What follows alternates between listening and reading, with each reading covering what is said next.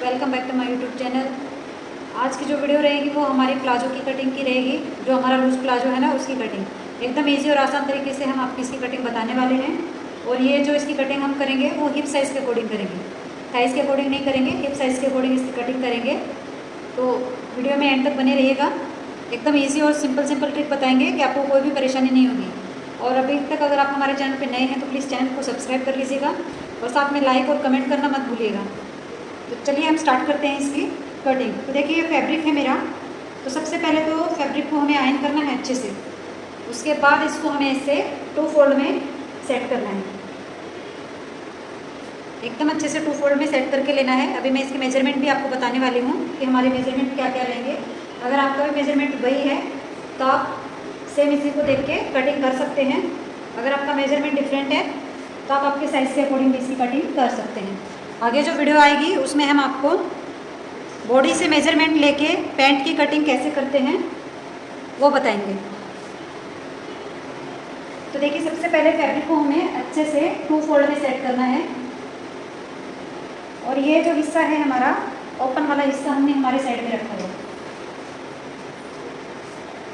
तो देखिए अच्छे से हमने इसको सेट कर लिया।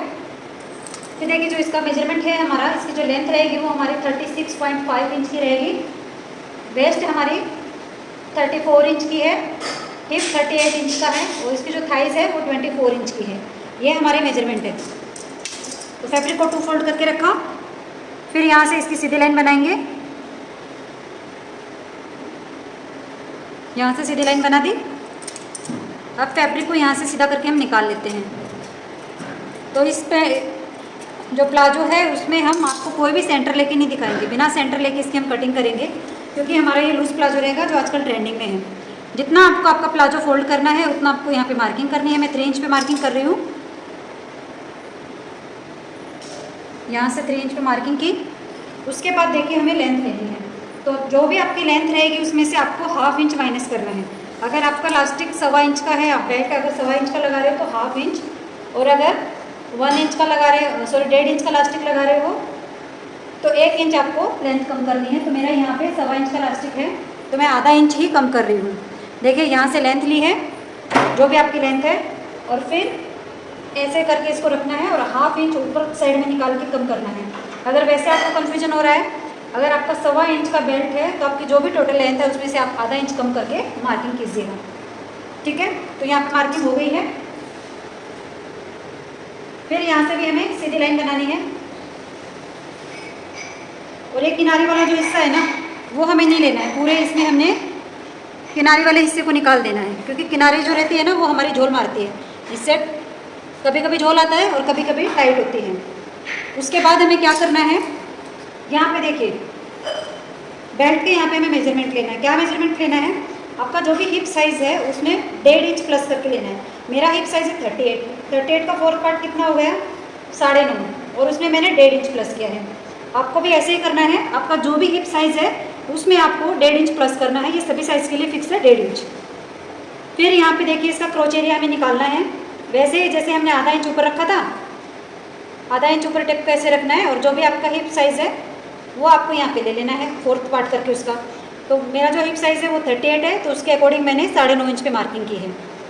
आपको इसमें कोई भी प्लस करने की ज़रूरत नहीं है। अगर आपका बहुत ही हैवी साइज़ है तो आप आधा इंच प्लस कर सकते हैं, नहीं तो क्रोच एरिया निकालने का यही तरीका है। जो भी हिप साइज़ है डिवाइडेड बाय 4 करके लेना है। तो अभी देखिए यहाँ से यहाँ तक कितना है, 9। तो यहाँ से यहाँ पे भी हम 9 इंच पे एक मार्किंग करके यहाँ पे भी एक सीधी लाइन बना लेंगे। हो गई सीधी लाइन। अभी देखिए 1/2 इंच छोड़ के हमारा कितना था, यहाँ पे 11 इंच था। तो यहाँ पे भी हमें 11 इंच पे मार्किंग करनी है और यहाँ पे एक लाइन बना लेनी है सीधी।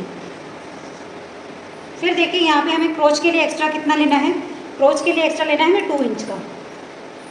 ठीक है, तो देखिए हमारा कितना आ गया, 13 इंच हमारी जो थाइज़ है ना वो आ रही है। क्योंकि ये लूज़ वाला प्लाजो है। वैसे तो हमारी जो थाइज़ है ना वो 24 है, बट ये लूज़ वाला है तो इतना उसमें लूजिंग चल जाता है सिलाई वगैरह करके। ये बराबर हमारा फिट टू फिट आएगा, ज़्यादा उसमें लूजिंग नहीं रहने वाली है। 2 इंच यहाँ पे लिया है तो 2 इंच ही हमें यहाँ पे लेना है और इसको ऐसे हल्के हाथ से खड़ी शेप देनी है। ठीक है, यहाँ से आपको ज़्यादा गहराई में इसको राउंड नहीं देना है, एकदम खड़े वाला शेप देना है इसको। फिर यहाँ पे देखिए आपको जितनी भी मोरी रखनी है ना वो आपको मोरी ले लेनी है। तो मेरी मोरी यहाँ पे कितनी है, 11 इंच की रखने वाली हूँ मैं, तो मैं 11 इंच पे एक मार्किंग कर रही हूँ। आप चाहें तो इससे ज़्यादा भी रख सकते हैं, अगर आपको लूज वाला चाहिए तो आप 12 भी कर सकते हैं। यहाँ पे हो गया। फिर इसको शेपर पट्टी लेनी है और यहाँ से इसको शेप देना है, ऐसे रख के इसको हम शेप दे देंगे यहाँ पे।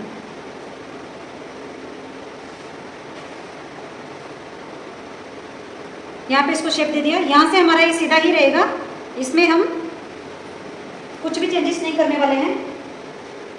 ये जो किनारे है ना, बस इस किनारे को हम निकालेंगे, बाकी इस साइड से हमारा ये सीधा ही रहेगा, क्योंकि एकदम जो स्ट्रेट जो रेडीमेड प्लाजो आते हैं ना, उनकी जैसी कटिंग की है हमने इसकी। यहाँ पे हमने कोई भी सेंटर वगैरह नहीं दिया है, सेम वैसे के वैसे ही रखा हुआ है। अभी देखिए, डार्ट डालने के लिए हम इसका सेंटर लेंगे, नीचे के लिए हम कोई भी सेंटर नहीं लेंगे। यहाँ से यहाँ तक जितना भी हमारा जो ये लाइन है ना, 1/2 इंच छोड़ के आ रहा है ना, उसको ऐसे फोल्ड करेंगे, एक मार्किंग यहाँ पे करेंगे और इसी मार्किंग को यहाँ पे करके हम इसका एक सेंटर लेंगे। फिर देखिए, प्लेट जो है ना, वो कितने की लेनी है हमें, अब 4.5 से 5 इंच की प्लेट यहाँ पे ले सकते हो। दोनों साइड से ये जो प्लेट है ना हमारी 1/2 इंच की रहेगी, तो 1 इंच हमारा इधर चला जाएगा। ये ऐसे करके आपको प्लेट डालनी है इसके अंदर, और ये जो वाला हिस्सा है ना, इसको 1/2 इंच आपको नीचे डाउन करना है, क्योंकि सेंटर से हमारा जो पेट की वजह से जो क्रोच रहता है ना, वो कम रहता है, तो ये आपको 1/2 इंच कम रखना है। ये सभी साइजेस के लिए फिक्स है, 1/2 इंच कम रखना है। अब इसकी हम कटिंग करेंगे, इस साइड से पहले नहीं करेंगे, पहले उस साइड से कटिंग करेंगे। यहाँ पे हमें एक्स्ट्रा लेने की भी ज़रूरत नहीं है, क्योंकि हमारा स्ट्रेट वाला है, तो हमें इसको सिंपल में ही रखना है। तो पहले हम ऊपर से इसकी कटिंग कर देते हैं।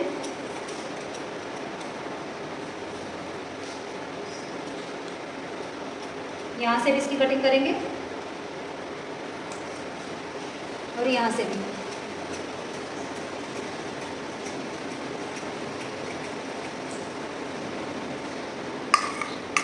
अभी इस पार्ट को उठाएंगे और सेम वैसे ही बैक वाले पार्ट को रखेंगे। अगर आपको कोई भी डाउट या कन्फ्यूजन है तो आप हमें कमेंट करके पूछ लीजिएगा, हम आपकी कमेंट का रिप्लाई ज़रूर देंगे।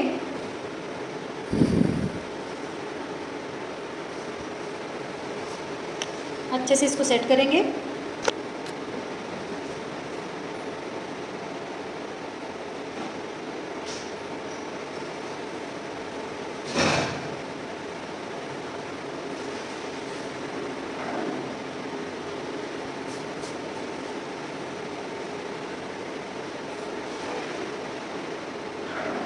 और अगर आपका रेयन का फैब्रिक है तो आप उसको पहले वॉश ज़रूर कर लीजिएगा, रेयन और कॉटन को, क्योंकि ये कपड़े श्रिंक होते हैं, बाद में हमारी लेंथ कम ज़्यादा होती है, इसलिए आप पहले ही उसको वॉश करके ले लीजिएगा, ताकि बाद में आपको कोई दिक्कत नहीं आए।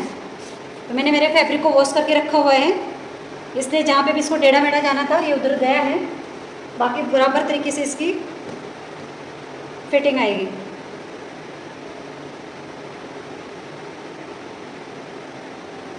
अच्छे से इसको किनारे से किनारे मिलाते हुए रखेंगे।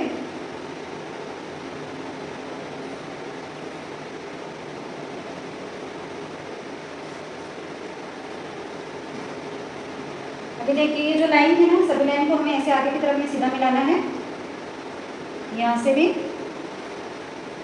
यहाँ से भी, और ये लेंथ वाले को भी। अभी देखिए, यहाँ से हमें 2 इंच एक्स्ट्रा लेना है, क्योंकि यहाँ पे हमने 2 इंच क्रोच एरिया लिया था, तो यहाँ पे भी 2 इंच एक्स्ट्रा लेना है। और ये जो फ्रंट वाला हिस्सा है ना, इधर से इस लाइन को ऐसे हमें आगे की तरफ मिलाना है, और बैक पार्ट को हमें 2 इंच ऐसे ऊपर उठा के रखेंगे। आप 2.5 से 3 इंच भी रख सकते हैं अगर आपका साइज हैवी है तो। फिर शेपर पट्टी को लेंगे और अंदर वाले साइड से और यहाँ पे किनारे वाले साइड पे इसको ऐसे मिला देंगे। बैक वाले पार्ट को जब हम उठा के रखते हैं ना, तो हमारे एक पैंट पीछे से नीचे जब हम बैठते हैं तो नीचे नहीं आती है, दूसरा इसमें खिंचाव नहीं आता है। ये 2 रीजन है बैक वाले पार्ट को ऐसे उठा के कट करने के। फिर इसको भी ऐसे ही गोलाई दे देंगे जैसे हमने फ्रंट वाले हिस्से की दी थी। फिर देखिए, अगर आपको यहाँ पे मार्जिन रखना है तो आप 2 इंच रख सकते हैं, नहीं तो आप 1.5 इंच लीजिएगा। अगर आपको मोरी में मार्जिन नहीं चाहिए तो मैं यहाँ पे मार्जिन नहीं ले रही हूँ, क्योंकि ये हमारी जो मोरी है पहले से ही काफ़ी हमने ब्रॉड रखी हुई है, तो हम नीचे से इसको 1.5 इंच रख के, और जैसे फ्रंट वाले हिस्से में हमने शेप दिया था ना, वैसे इसको हम शेप दे देंगे। अब इसकी कटिंग करेंगे।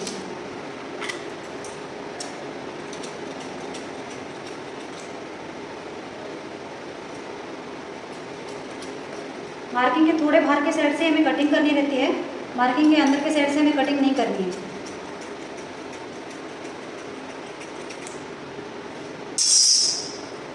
अभी इस साइड से भी इसको हम कट कर लेंगे।